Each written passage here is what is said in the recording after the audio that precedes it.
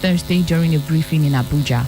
This is coming after the Minister of Information and Culture, Lai Mohammed, said the federal government has no plan to impose a fresh lockdown. However, the PTF coordinator said the continuous rise of the second wave of the COVID-19 infections in the country might require a fresh lockdown. Recall that during the first wave of the pandemic, the federal government in March 2020 locked down Lagos, Ogun, and the Federal Capital Territory, FCT, for over 5 weeks to curb the spread of the disease. Still on health sector, the Nigerian Institute of Medical Research, NIMR, says 2 suspects are presently in police custody for issuing fake COVID-19 test results with the institute's name. The Director General of NIMR, Professor Babatunde Salako, made the disclosure to newsmen in Lagos on Friday during a news conference to reveal NIMR's findings on the alleged issuance of fake COVID-19 test results from the institute. Recall that the Lagos State government had on December 29, 2020, raised alarm over sales of fake COVID-19 test results in the state. The state government said processes were being put in place to clamp down on both buyers and sellers. The bail application filed by Omoyele Sowore and 4 others have again suffered a temporary setback. The application suffered a setback this time following the failure of the Nigeria Police Force to produce the defendants in court. In an interview with journalists on Friday at the Chief Magistrate Court in Wuse Zone 2, Abuja, the lawyer to the defendants, Marshal Abubakar, said the police claim to have handed the case file to a Deputy Inspector General of Police, DIG, for further prosecution. He explains that the DIG who was called to produce the defendants claimed to have handed the case file to the Director of Public Prosecution on the instruction of the Attorney General of the Federation, AGF.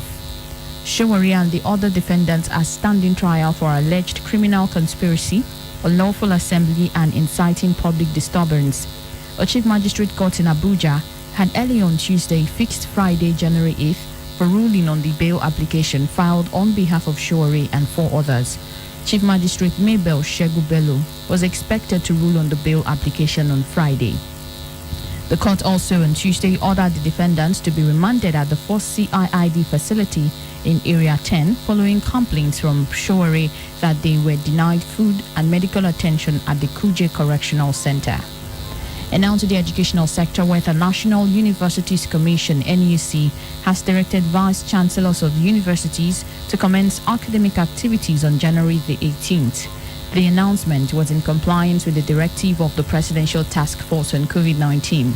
A statement by NUC Deputy Executive Secretary Administration, Chris Mayaki, on behalf of the Executive Secretary, Professor Abubakar Rashid, obtained on Friday morning, said any further development will be communicated to universities accordingly. The Commission, however, directed officers at grade level 12 and below to remain at home for a period of 5 weeks, as earlier directed by the federal government. Mayaki told universities to safeguard lives by strictly adhering to the extant safety protocols and guidelines of Nigeria Center for Disease Control, NCDC, which have been communicated severally to them through NUC circulars. The Academic Staff Union of Universities, ASU, had been on strike for about 10 months, which was suspended on December the 23rd, 2020, in a press conference addressed by ASU National President, Professor Biodu Ogunyemi, at the University of Abuja. Coming up in a moment, NIMC workers suspend industrial action. Details in a moment. At split seconds, there is a lot happening around us, but we can't be everywhere all the time. We've got work, families, and chores to cater to, and most importantly, time to rest. And that's why having reliable partner like KUFM News is important. Sleeping? We don't. We work round the clock, bringing you stories as they break from Nigeria and across the world. We would stop at nothing to keep you informed, because KUFM News is all about you and stories that affect you. Politics, business, human interests, sports, entertainment, just name it. We've got you covered. KUFM News. Timely, precise, spot on.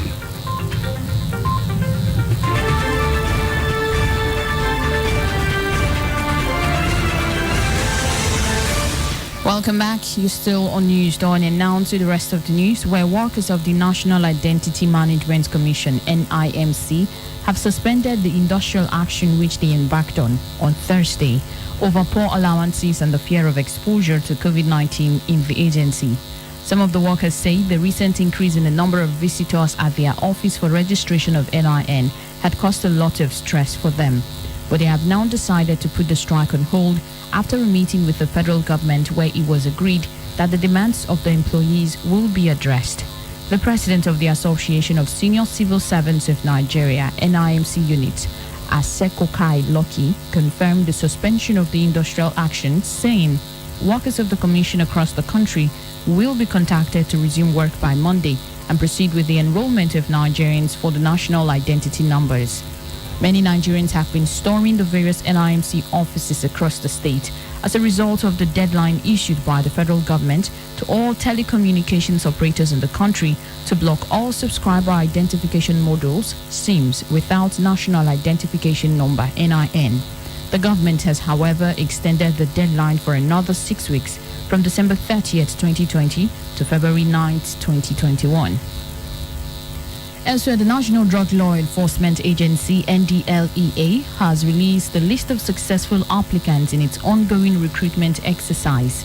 Principal Staff Officer, Public Affairs, Jonah Achema, in a statement in Abuja on Friday, said the candidates had applied for different cadre vacancies, some of which were invited for a job competency test. Achema said all candidates are to visit the agency's website, www.ndlea.gov.org, for the list, while those shortlisted have also been contacted via email and SMS. The affected candidates, totaling 5,000, are to appear at the agency's academy, Citadel Counter Narcotics Nigeria, CCNN, Paton Ricos, Jos, Plateau State, for the screening and documentation exercise between January 10th and 23rd, 2021 at 9 a.m. daily. They are expected to arrive a day ahead of their screening period. And now to Delta State, where the state government has directed all public and private primary and secondary schools in the state to resume on January 18th, 2021. This is a change from the January 11th date earlier set by the government for the resumption of schools in the state. The announcement is contained in a statement issued by the Commissioner for Basic and Secondary Education, Patrick Uka, and shared on the official Twitter handle of the state government on Friday. Uka advised parents to ensure their guardians are prepared for the resumption date, as they will immediately face tests on January 20th, 2021. And in Lagos State, where pioneer Vice Chancellor of the Lagos State University, LASU, Professor Folabi Olumide, has died at 81. Announcing the death in a statement, the outgoing Vice Chancellor, Professor Lanre Fagbon, described it as an irreplaceable loss. The late surgeon served as LASU Vice Chancellor from its inception in 1983 to 1988. Last year, the LASU Health Center was renamed the Folabi Olumide Health Center in his honor. Coming up in a moment on our entertainment news, rapper Olamide, aka Bado, crowned most indigenous artist of the decade. Please stay with us.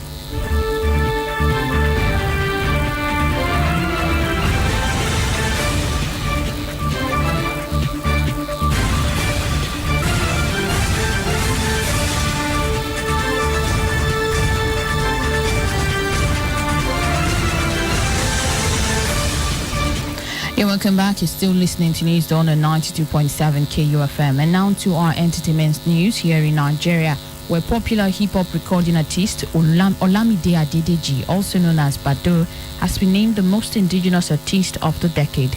The acknowledgement of the singer's musical talent sprung from a Nigerian lifestyle and music channel, Sound City. According to the self-acclaimed Pan-African Music Television channel, Olamide has been delivering hits back-to-back in his local language, Yoruba, for the last 10 years.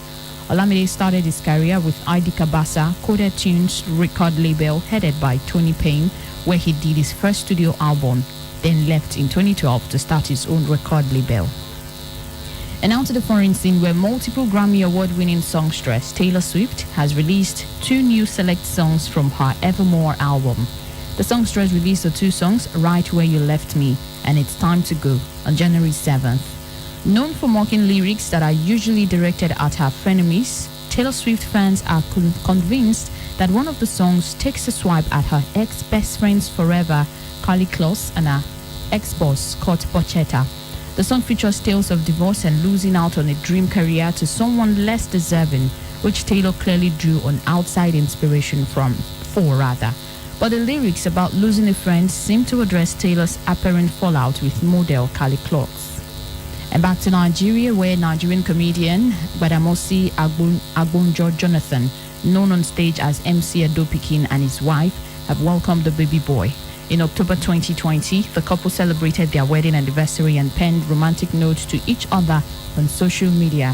He said he can now be called Edo Papa following the arrival of Adopikin. And back to the foreign scene, where American rapper Jonathan Lindale, better known as DaBaby, has been arrested. DaBaby's shopping spree on Rodi Drive came to an end when Beverly Hills cops stopped him and his friends and allegedly found a gun. The rapper and 3 other men were about to drive off when multiple cop cars surrounded their vehicles. Law enforcement sources said someone in the store called to report DaBaby and his crew that had weapons. Meanwhile, DaBaby and his friends were detained while officers searched the vehicle and found one handgun. The rapper was arrested for carrying a loaded firearm, a misdemeanor, although cops initially detained everyone in the car as DaBaby is the only one getting booked. And that's it on entertainment. And now in sports, where FIFA is to allow concussion substitute at Club World Cup. Details in a moment.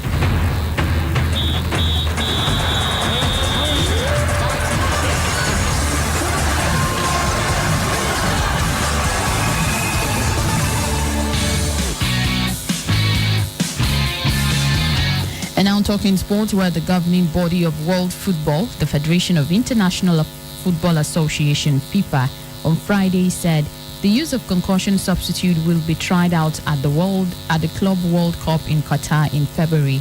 FIFA in a statement said it will try additional permanent substitutions for cases of actual or suspected concussion at the competition in Qatar on February 1st to 11th. It said this is the first time concussion substitute will be allowed in an international competition. Teams will be allowed 1 concussion substitute per match. The substitution will be permanent but will not count against the team's normal maximum of 5 changes. FIFA said it wanted to reduce pressure on medical personnel to make a quick assessment, and that it was sending a strong message that if in any doubt, the players should be withdrawn. The International Football Association Board, IFAB, the guardian of the laws of the game, approved such experiments in December. Concussion has become an increasingly hot issue in sports. Rugby Union has used head injury replacement for a while, with increasing concern over the number of former footballers who develop dementia in later life. Liverpool reached the FA Cup 4th round with a comfortable victory over COVID-affected Aston Villa, but it took until the second half to get on top of a home side made up of academy players with low first-team experience. A coronavirus outbreak at their training ground this week meant no first-team players were available to Villa, with the club fielding a starting 11 composed of 7 under-23 players and 4 from the under-18s. But despite conceding in the 4th minute when Sadio Mane headed in, they remained resolute in defense for the rest of the half and then surprised the visitors when 17-year-old Louis Barry equalized. His composed finish 4 minutes before the break was as assured as would be expected from Lionel Messi. Unfortunately for Villa, the youngsters tired, and the Reds exerted more pressure in the second half, scoring 3 goals in 5 minutes after the break.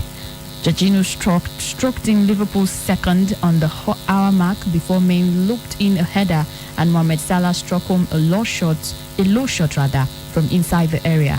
Meanwhile, Wolverhampton Wanderers beat Crystal Palace to reach the FA Cup 4th round.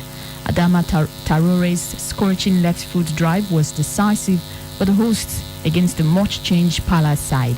Before his strike from the edge of the box, the Spain winger had not scored for Wolves since 27th February 2020. And that's it on Sport News.